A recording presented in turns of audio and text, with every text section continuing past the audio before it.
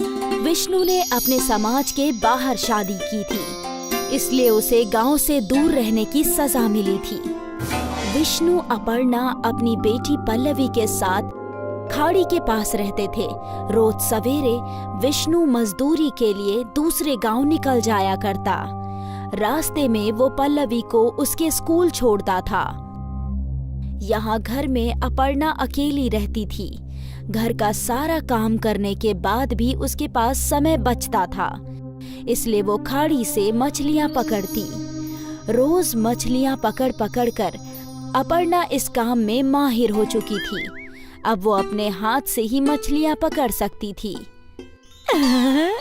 ये हुई ना बात, आज तो मछली फ्राई बनाऊंगी। जो भी मछली अपर्णा खाड़ी में पकड़ती थी, उसे वो घर ले जाकर साफ करके पकाया करती थी। खुशबू तो बहुत अच्छी आ रही है, उम्मीद है स्वाद भी अच्छा ही होगा। शाम को जब विष्णु और पल्लवी घर लौटते थे, तो अपर्णा उन्हें खाने के साथ साथ मछली भी देती थी। चक्कर बताइए, आज कैसी बनी है? अम्मी, इसमें चखना क्या है? आपने बनाई है तो जायकेदार ही होगी। अच्छा, ऐसी बात है? हाँ अम्मी, मैं जब आपके हाथ की बनी मच्छी अपने दोस्तों को खिलाती हूँ ना, तो वो लोग पूरा डिब्बा चट कर जाते हैं और फिर कहते हैं कि तेरी अम्मी बहुत अच्छी मछली बनाती है। अच्छी बात है। हाँ हाँ, मछली तो तुम बहुत ही लजीज बनाती हो पन्ना, इसमें कोई शक नहीं है। मछली से याद आया, मैं सोच रही हूँ कि मैं रोज ज्यादा मछलियाँ पकड़कर उन्हें बाजार में फरोख्त करूँ। इससे मुझे कुछ पैसे भी मिल जाएंगे। हाँ, बेच तो सकती हो, तुम्हें तो मछलियाँ पकड़ना भी आता है। हाँ, तो कल से ही काम की शुरुआत करती हूँ। अगले रोज अपर्णा ने कई सारी मछलियाँ पकड़ी और फिर उन्हें एक टोकरी में भरकर बाजार की तरफ रवाना हो गई। ताजी ताजी मछलियाँ आज की पकड़ी गई, बिल्कुल ताजी मछलियाँ। मीठे पानी की मछलियाँ हैं क्या? नहीं दीदी, खारे पानी की मछलियाँ हैं, खाड़ी की। नहीं नहीं, मुझे नहीं चाहिए। कई लोग अपर्णा के पास मछलियाँ देखने आए, लेकिन बहुत ही कम लोगों ने मछलियाँ खरीदी। ये देखकर अपर्णा गमगीन हो गई। कोई बात नहीं, आज का पहला दिन है, हो सकता है कि कुछ दिनों में मछलियों की फरोख्त अच्छी हो। अपर्णा ने खुद को दिलासा दिया और टोकरी लेकर घर की जानिब चल पड़ी। अगले रोज भी अपर्णा ने ताजी मछलियाँ पकड़ ली और उन्हें फरोख्त करने के लिए बाजार पहुँची। मछलियाँ ले लो, ताजी ताजी मछलियाँ। आज भी वही हाल था, मछलियाँ बिक ही नहीं रही थी।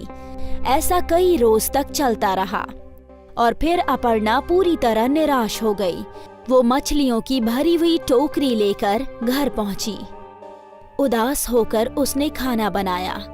विष्णु जब घर लौटा तो वो समझ चुका था कि उसकी बीवी का मूड खराब है। क्या बात है अपर्णा? कि मछलियाँ फरोख्त करके कुछ पैसे कमाऊंगी, पर मेरी मछलियाँ तो कोई खरीदता ही नहीं। अरे, मछलियों की बजाय अगर तुम अपना मछली भात बेचती तो सब खरीदते। आप भी ना मेरा मजाक उड़ा रहे हैं।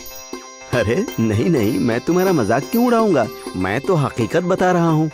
तुम जायकेदार मछली भात बनाती हो और मछलियाँ खुद ही पकड़ती हो, तो तुम कीमत भी कम रख सकती हो। एक बार सोच कर देखो। विष्णु ये बात बोलकर घर के बाहर चला गया और अपर्णा इस बात के बारे में सोचने लगी। सभी लोग मेरी मछली भात की तारीफ करते हैं, तो मैं एक बार कोशिश करके देख ही सकती हूँ। मुझे तो वैसे भी पैसे ही कमाने हैं, मछली से कमाऊं या फिर मछली भात से, क्या फर्क पड़ता है।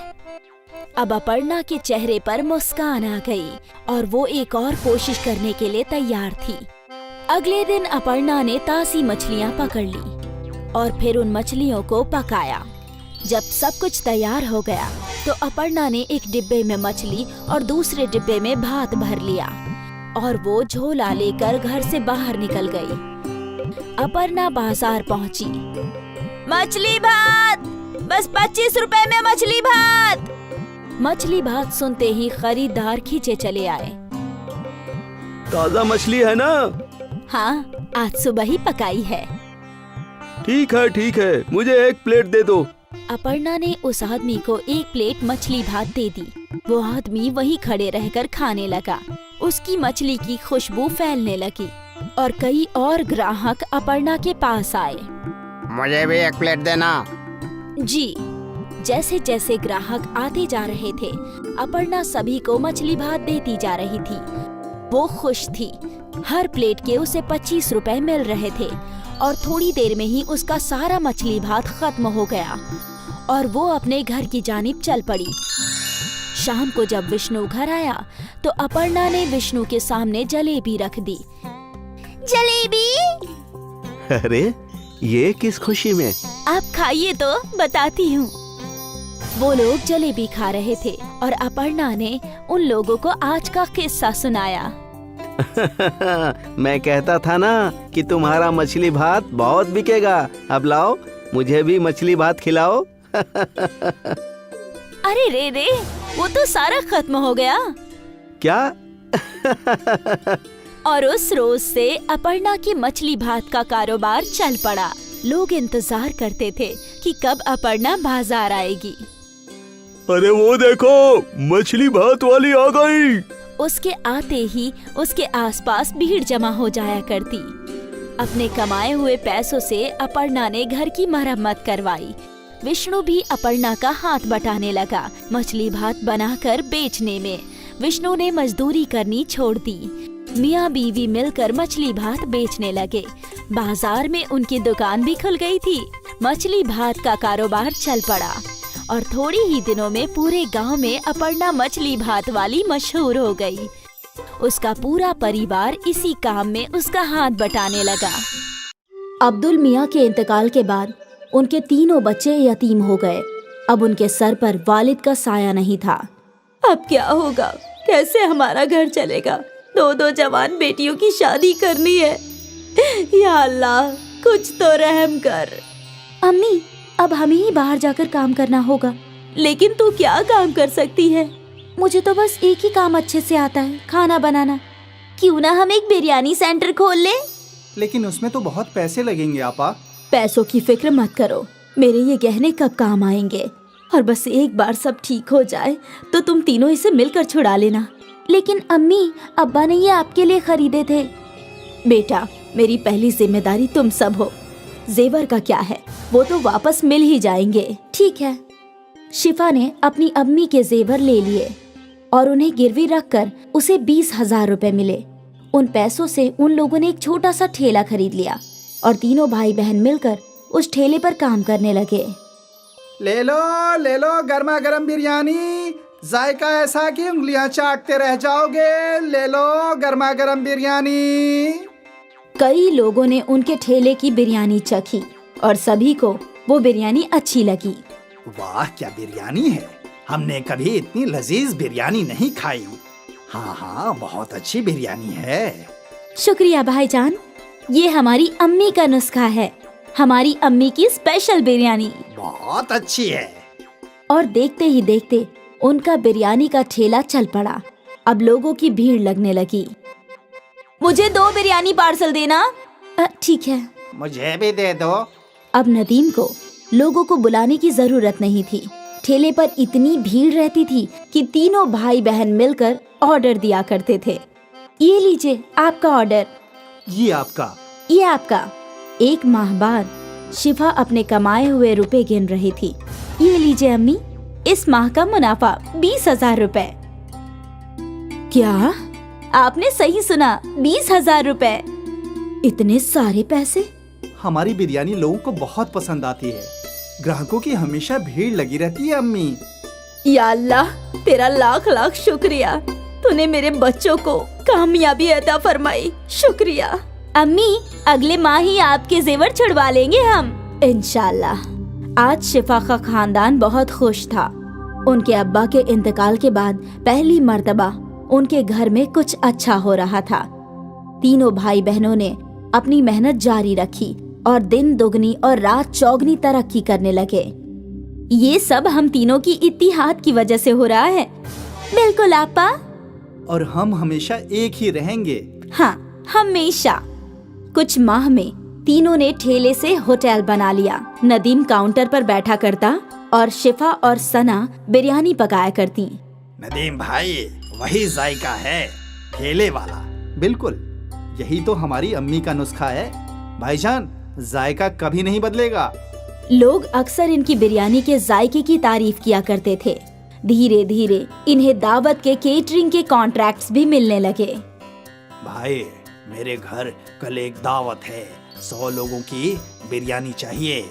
जी बिल्कुल, मिलेगी ना, लेकिन वही जायका चाहिए जैसा हम यहाँ खाते हैं। बिल्कुल वही जायका रहेगा, आप बेफिक्र होकर ऑर्डर दे जाइए।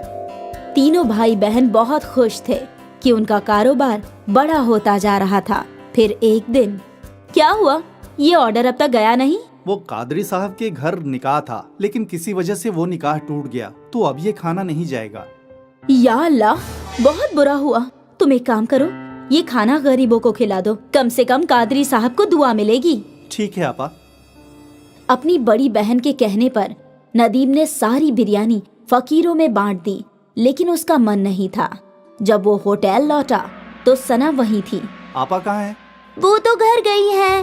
मुझे समझ में नहीं आ रहा कि आपा ने इतनी सारी बिरयानी गरीबों में बांटने को क्यों कहा। क्या बोल रहे हो तुम? सना आपा, आज कादरी साहब के घर पर निकाह था, तो उन्होंने 300 लोगों की बिरयानी ऑर्डर की थी, लेकिन किसी वजह से उनके घर का निकाह टूट गया, तो बिरयानी बच गई थी। मैं सोच रहा था कि हम वो बिरयानी बेच देंगे, लेकिन आपा ने बोला कि सारी बिरयानी गरीबों में बांट दो। ये तो सही फैसला नहीं हुआ। हम उस बिरयानी से भी कमा सकते थे ना आपा। हाँ बिल्कुल, हमारी आपा बहुत नेक दिल हैं, इसलिए उन्होंने सोचा होगा कि जब हमें बिरयानी के पैसे मिल गए हैं तो क्यों ना बिरयानी गरीबों में बांट दी जाए, और उन्हें दुगने मुनाफे का ख्याल आया ही नहीं होगा। हो सकता है। तभी शिफा वहाँ आई और सना और नदीम ने अपनी गुफ्तगू बंद कर दी। सारी बिरयानी गरीबों में बांट दी ना? हाँ हाँ बिल्कुल। कम से कम कादरी साहब को दुआएं मिले, अभी उन्हें दुआओं की खास जरूरत है। जी। सना और नदीम अपनी बड़ी बहन के फैसले से मुत्ताफिक नहीं थे। खैर, उनका कारोबार चलता रहा, उन्हें और भी बड़े बड़े ऑर्डर्स मिले, उनका होटल भी अच्छा चल रहा था। फिर कुछ माह बाद एक और ऑर्डर कैंसिल हो गया। नदीम, अंसारी जी का ऑर्डर कैंसिल हो गया है, तुम ये सारी बिरयानी गरीबों में बांट दो। ठीक है आपा। नदीम ने हाँ तो बोल दिया, लेकिन उसका मन नहीं था। बड़ी बहन के घर जाने के बाद सना और नदीम बातें करने लगे। क्या हम ये बिरयानी बेच नहीं सकते? अभी तो रात के 10 बज गए हैं, अब शायद ही ग्राहक आएंगे। एक काम करते हैं, इसे अंदर रख देते हैं, कल पहले यही बिक जाएगा। हाँ हाँ, ये सही होगा। दोनों भाई बहन ने मिलकर वो बिरयानी छुपा दी। अगले दिन उन लोगों ने पहले वही बिरयानी बेची और वो दोनों बेहद खुश थे कि मुनाफा दुगना हो रहा है, और शिफा इस बात से बेखबर थी। फिर क्या था, जब भी कोई ऑर्डर कैंसिल होता, अगले दिन वो बिरयानी सना और नदीम होटल में बेचा करते थे। ये सिलसिला काफी महीनों तक चलता रहा। एक दिन ये बासी बिरयानी एक रेगुलर कस्टमर के प्लेट में आई। नदीम भाई, कुछ तो गड़बड़ है, बिरयानी में वो जायका नहीं है। ऐसा कैसे हो सकता है भाईजान? हम तो हमेशा से वैसे ही बिरयानी बना रहे हैं। ठीक है। धीरे धीरे सारे कस्टमर्स को बिरयानी की गड़बड़ समझ आने लगी और उन्हें वो जायका पसंद नहीं आ रहा था। यकायक उनके होटल में ग्राहक कम हो गए। तभी शिफा सोच में डूब गई। यकायक ऐसा क्या हो गया? हमारे ग्राहक टूट क्यों रहे हैं? ऐसा चलता रहा तो कैसे चलेगा? नदीम को अपनी गलती समझ आई। वो अपनी आपा के सामने रोने लगा। मेरी गलती है, मैंने और सना आपा ने बासी बिरयानी ग्राहकों को खिलाई। क्या? नदीम ने अपनी आपा के सामने सारी गलती कबूल की। ये तूने क्या कर दिया? ज्यादा मुनाफा कमाने के चक्कर में धंधा ही तोड़ दिया। अब हम कैसे ग्राहकों को वापस लाएंगे? हमें माफ कर दीजिए आपा। हमें इल्म नहीं था कि ऐसा कुछ हो जाएगा। तुम्हारे लालच ने सब कुछ बर्बाद कर दिया। तीनों सोचने लगे कि अब वो लोग क्या कर सकते हैं, और फिर अगले दिन शिफा को एक तरकीब सूझी। शिफा ने एक तख्ती लिखवाई, हमें माफ कर दीजिए, हमारी गलती की वजह से आपको बासी बिरयानी खानी पड़ी, हम शर्मिंदा हैं, इसलिए अगले 1 हफ्ते तक हम सबको मुफ्त में बिरयानी खिलाएंगे। ये तख्ती शिफा ने होटल के बाहर लगा दिया। कस्टमर्स ने तख्ती पढ़ी और वो मुफ्त की बिरयानी खाने होटल आ गए और एक बार फिर उन्हें ताज़ी बिरयानी का जायका पसंद आने लगा। ये तो बिल्कुल पहले जैसी है। हाँ हाँ, मजा आ गया। भले ही उनको 1 हफ्ते मुफ्त की बिरयानी खिलानी पड़ी, लेकिन उनकी मुश्किल का हल निकल गया। उनके ग्राहक लौट आए और सना और नदीम को समझ में आ गया कि लालच बुरी बला है। एक बार फिर अम्मी की बिरयानी चल पड़ी। सुनील और आसिफ 2 दोस्त थे। वो दोनों एक ही गांव में रहते थे और एक साथ बांस काटने जाया करते थे। हमें जंगल के नीचे की जानिब जाना चाहिए। वहाँ बहुत सारे बड़े बड़े बांस के दरख्त हैं, लेकिन वहाँ जाने के लिए हमें दरिया पार करना होगा। लेकिन अगर आते वक्त नदी में बहाव ज्यादा रहा तो हम लौटेंगे कैसे? हम तभी उस जानिब जाएंगे जब दरिया का बहाव कम हो और जल्दी जल्दी बांस काट कर लौट आएंगे। ज्यादा लंबे बांस से ज्यादा पैसे हासिल होंगे, वो सोचो। ये भी ठीक है, तो कल ही चलते हैं। अगले रोज से सुनील और आसिफ निचले जंगलों में पहुँचे। यहाँ कितने मोटे मोटे बांस हैं और लंबे भी। सौदागर इनके बहुत अच्छे दाम देंगे। हाँ, उम्दा बांस पाकर दोनों बेहद खुश थे। वे लोग उन बांसों को अपने गांव ले आए। बहुत खूब, बहुत अरसे बाद ऐसे बांस देखे हैं। अब इनके दाम भी अच्छे लगाना। हाँ हाँ, एक बांस के 200 रुपये। तुम दोनों 5 बांस लाए हो, इनके हुए 1000। 1000 पाकर दोनों बेहद खुश थे। वो पैसे दोनों ने आपस में बांट लिए।